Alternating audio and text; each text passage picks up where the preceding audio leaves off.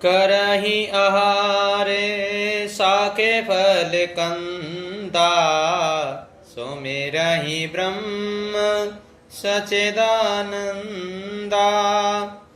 पुण्य हरि हेतु करन तप लागे, बारे आधार मूल फल त्यागे।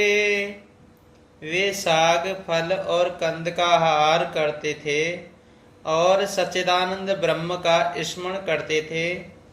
फिर वे श्री हरि के लिए तप करने लगे और मूल फल को त्याग कर केवल जल के आहार पर रहने लगे। ओरे अभिलाष निरंतरी होई, देखिए नयन परम प्रभु सोई। अगुण अखंड अनंत अनादि, जेहि चिंता ही परे मारथवादी। हृदय में निरंतर यही अभिलाषा हुआ करती कि हम कैसे उन परम प्रभु को आँखों से देखें जो निर्गुण अखंड अनंत और अनादि हैं और परमार्थवादी ब्रह्मज्ञानी तत्ववेत्ता लोग जिनका चिंतन किया करते हैं। नेति नेत जहि वेद निरूपा, निजानंद निरूपाधि अनूपा। शंभु बेरंच विष्णु भगवाना, उपजई जासु अंश ते नाना। जिन्हें वेद नेति नेति यह भी नहीं कह करके निरूपण करते हैं, जो आनंद स्वरूप उपाधि रहित और अनुपम है, एवं जिनके अंश से अनेकों शिव ब्रह्मा और विष्णु भगवान प्रकट होते हैं। ऐसे प्रभु सेवक बस अयहि, भगतु हेतु लीला तनु गयहि। जो ये बचन सत्य श्रुति भाषा, तो हमारे पूजिए अभिलाषा। ऐसे महान प्रभु भी सेवक के वश में हैं और भक्तों के लिए दिव्य लीला विग्रह धारण करते हैं। यदि वेदों में यह वचन सत्य कहा है तो हमारी अभिलाषा भी अवश्य पूरी होगी। यही वेद बीते बरस 60 शेष बार आहार, संवत सप्त सहस्त्र पुनि रहे समीर आधार। सियापति रामचंद्र जी की जय, पवन सुत हनुमान जी की जय। इस प्रकार जल का आहार करके तप करते 6000 वर्ष बीत गए। फिर 7000 वर्ष वे वायु के आधार पर रहे।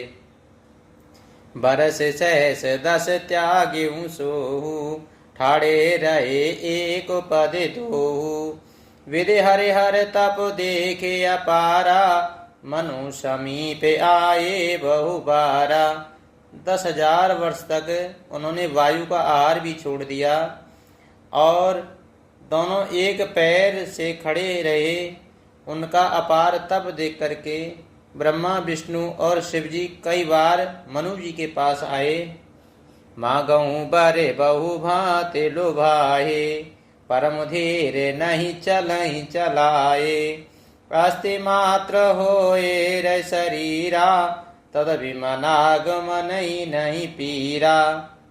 उन्होंने इन्हें अनेक प्रकार से लालच आया और कहा कि कुछ वर मांगो, पर ये परम धैर्यवान राजा रानी अपने तप से किसी के डिगाए नहीं डिगे। यद्यपि उनका शरीर हड्डियों का ढांचा मात्र रह गया था, फिर भी उनके मन में जरा भी पीड़ा नहीं थी। प्रभु सर्वज्ञ दास निज जानी, गति अनन्यता पसन पुरानी। मांगो मांगो बरु भे नभु बानी, परम गभीर कृपामृत जानी। सर्वज्ञ प्रभु ने अनन्य गति आश्रम वाले तपस्वी राजा रानी को निज दास जाना, पर परम गंभीर और कृपा रूपी अमृत से सनी हुई यह आकाशवाणी हुई कि वर मांगो। मृतक जियावन गिरा सुहाई, श्रवण रंध्र होए उर जब आई। हृष्ट पोष्ट तनु भये सुहाए, मानो अबहि भवन ते आए।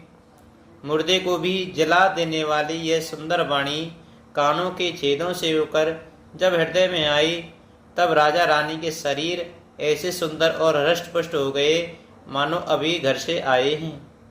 श्रवण सुधा समो बचन सुने, पुलक प्रफुल्लित गात।